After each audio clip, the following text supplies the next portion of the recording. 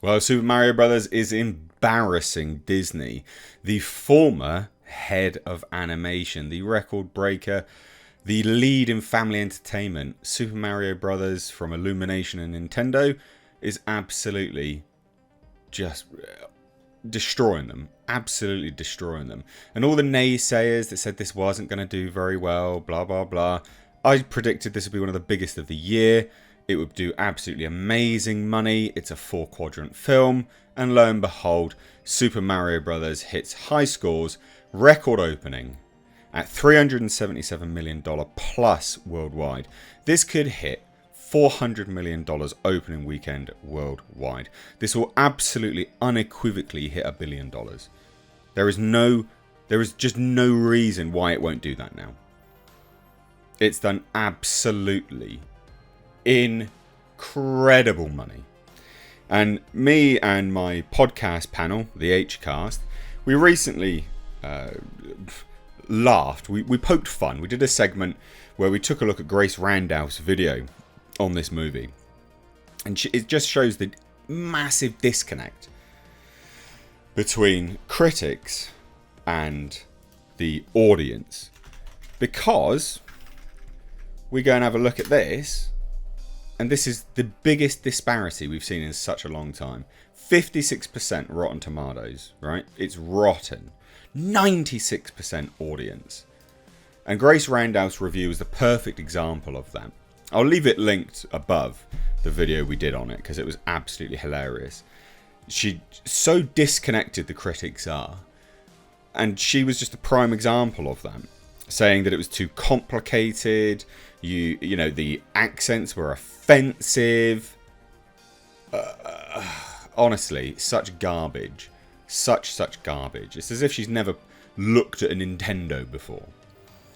But anyway, this is embarrassing Disney. It's absolutely just destroying them. And again, remember, Disney was once the name in family entertainment. And this is, again, why this is so bad. Because these people are in their pockets. Make no mistake, they are. Make no mistake, these individuals are in Disney's pockets. So, it's still growing tonight, says one rival studio source who happens to be watching the non-stop booming late night ticket sales for Illumination's, Universal's and Nintendo's Super Mario Bros. Movie, which clocked a $56 million Saturday. That's up from a Friday. For what is now a $146 million 3-day, a massive $33.1 thousand theatre average. That's just in America. And a record 5-day of row of $204.2 million per recent industry figures. It's probably going to be higher than that, by the way. I honestly think this will do about $400 million worldwide opening weekend, which is just... that's insane.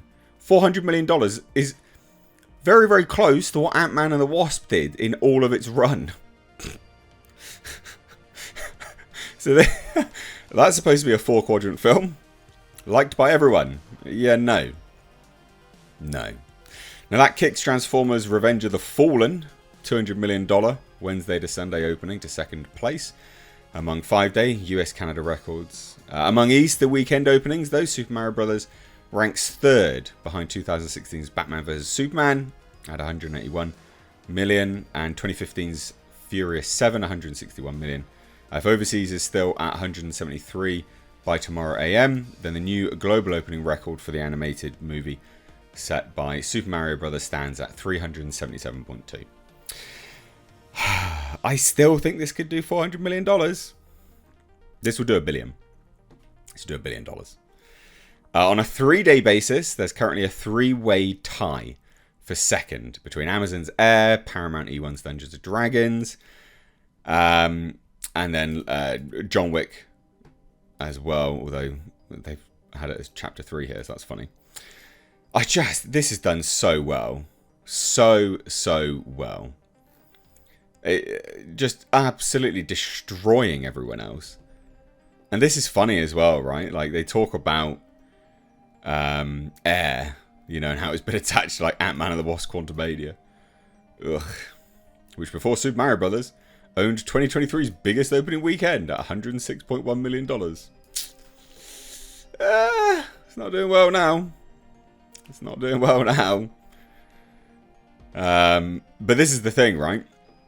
So this is a good example of the movie overall.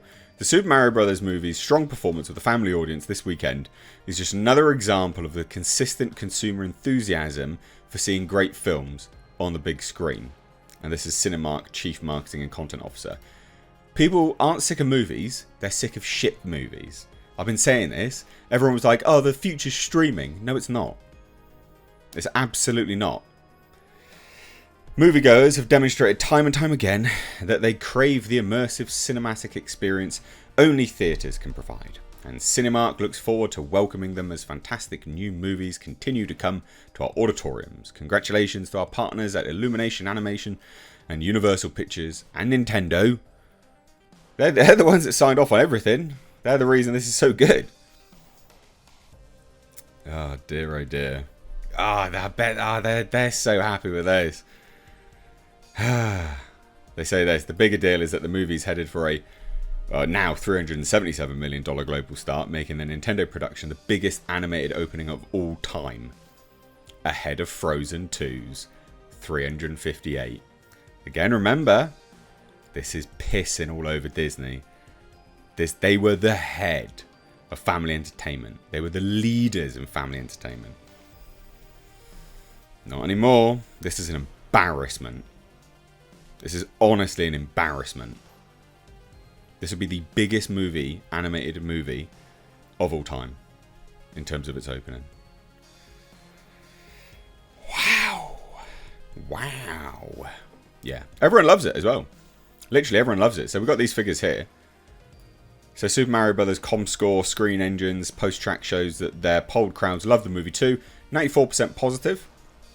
82% recommend. Now the pick already scored an A cinema score off of Wednesday's first day audiences. Kids under 12 loved it as well at 94% positive and 64% recommend. There's going to be a sequel, obviously, with Yoshi, which Grace didn't think would be particularly exciting, but everyone loves Yoshi, so she's an idiot. Moviegoers, so guys 60%, 62%, between 18 to 34, with the largest quad being 18 to 24 years old at 33%. Everyone just loves this movie. And it is absolutely weeing all over Disney. Record breaker. The biggest animated movie opening of all time.